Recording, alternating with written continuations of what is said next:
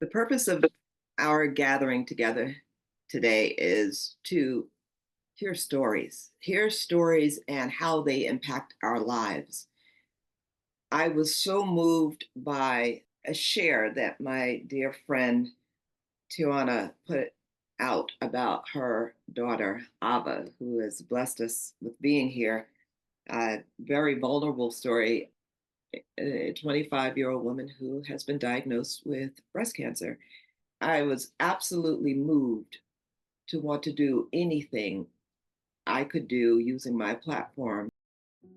There's this diagnosis, and we will talk about that. But before that, I want to know who Ava is. I'm a very outspoken person. I kind of tell it like it is without trying to be too harsh, I guess. Some of my hobbies, I've kind of just been throwing myself into them or like deep diving into them since receiving the diagnosis, just to kind of keep, sanity and peace of mind. Sometimes, whether that's through actual words or artistic expression, it's really kind of just been keeping me as grounded as possible since everything started. As a grief educator, one of the things that I am aware of and help when I'm working with clients is there's a date that it's almost like life changed on this date. And so it becomes hard to remember the life before that because it's such a significant change, whether that was diagnosis or when you found something. What was that date for you and what was that like? So the date that actually like kind of started the hurricane or avalanche or anything like that was like August 20th, 2024. Were you checking for a lump? Were you just doing a random, breast exam? Yeah. Is that something the average 25-year-old, is that something you were accustomed to doing, or what brought you to doing it then? I was just literally checking myself one night. It was like 11 o'clock at night, and I felt a lump. And I called my mom, and I was like, there is a hard lump in my boob. Like 2 weeks after that, I saw my primary to like get the process started.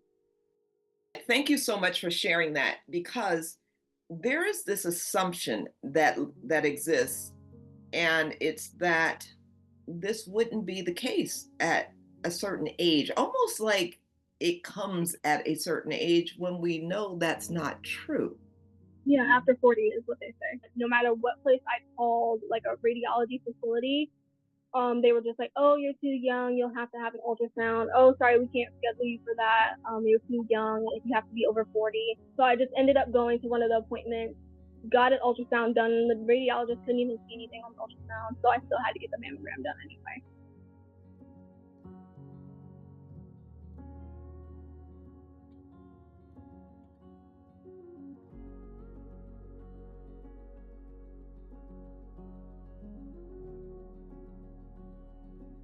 I saw that you just recently had your second treatment. How was Yep. that for you, and was it any different from the first treatment? It's kind of like remembering all over again what it felt like to get the diagnosis because you're there. You have to get like a catheter placed with the chemo port so that they can administer the infusions, I see. which can be really painful. So you have to do that before infusions. You have to talk to the oncologist before you get the infusions. And you're just sitting in this chair for hours, hooked up to a machine that's basically providing you with life-saving medication for hours on end. You have to go there every week and realize that like this has such a big impact on your life. Joanna, how are you doing? How has this impacted you? Sometimes I just feel like I'm doing.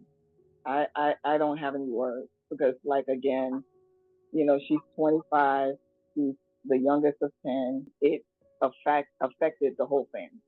I've just recently resigned from my position with, the federal government because even though they were accommodating as much as they could, my taking off because I hadn't reached a certain point in my career, prevented them from giving me an alternative schedule. In the beginning, I mourned for her, but I couldn't identify why it was so deep until I just sat still with it. Like I had to literally sit in it. I had to sit in it. When I did that, I realized that not only was I mourning for her, or grieving, I'll say that's a better word, grieving for her, but I was grieving for myself. You know, after raising 10 children as a single mom, like I'm finally like, whoa, you know, pull my hair back in a ponytail, let's do this. Top down, everything on my car. Yeah. And then it's like, oh, no, not yet. I had to shift my perspective to understand that even though this is going on, and then my belief is that God is all up in it. No matter what, it's all working for our good. Grief is anytime there's change, loss, or disappointment. You're clearly disappointed in this, both of you, of course. Change, there's been a change, healthy Ava, and now there's a challenge that has presented itself. And loss, there's a loss of the vibrancy of 25, the you know what, the healthy version of you, and you're, you know, this diagnosis is not the totality of who you are, and I hope that you're able to extract you from this, which is a large part of you. This is a thing that has shown up, it doesn't have you. One of the gateways of grief is what we expected and did not receive. Ava fully expected. You've shared with me that you live a very healthy lifestyle, so you did not expect this to show up. You're 25. You did not expect to be here. Mom, you expected to pull your hair back, which I think is hilarious the way your hair falls. But you know, we're gonna just roll with that. You would. I mean, I love your baldy, and then but to pull that hair back, put the top down, and you were about to go because this time in life you expected something and feel, and then that gets interrupted. There's anticipatory grief. Anticipatory grief is where we don't know how this is going to go. We don't know how treatments are going to impact, and so there's this hope. It leaves this room for this anticipation of a healthy outcome. And this is also traumatic grief. Cancer is not a word that anybody wants to hear, period. It definitely makes me angry to think about, you know, why this happened to me. Not that I would ever wish it on someone else, but why? I don't do drugs. I don't indulge in drinking or anything of that nature. So it's just like, what happened or what went wrong? I think feelings like that are okay. I also think it's okay to be angry at God or question why.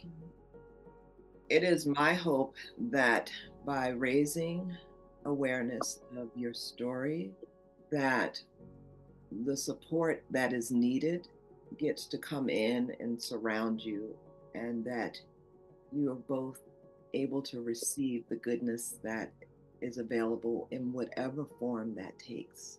For some, it'll be financial. For others, it'll be prayers and holding just a positive view of the outcome.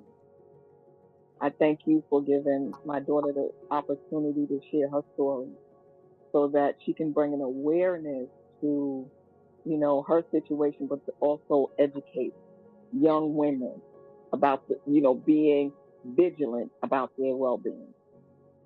Oh, she's my hero. She's my warrior.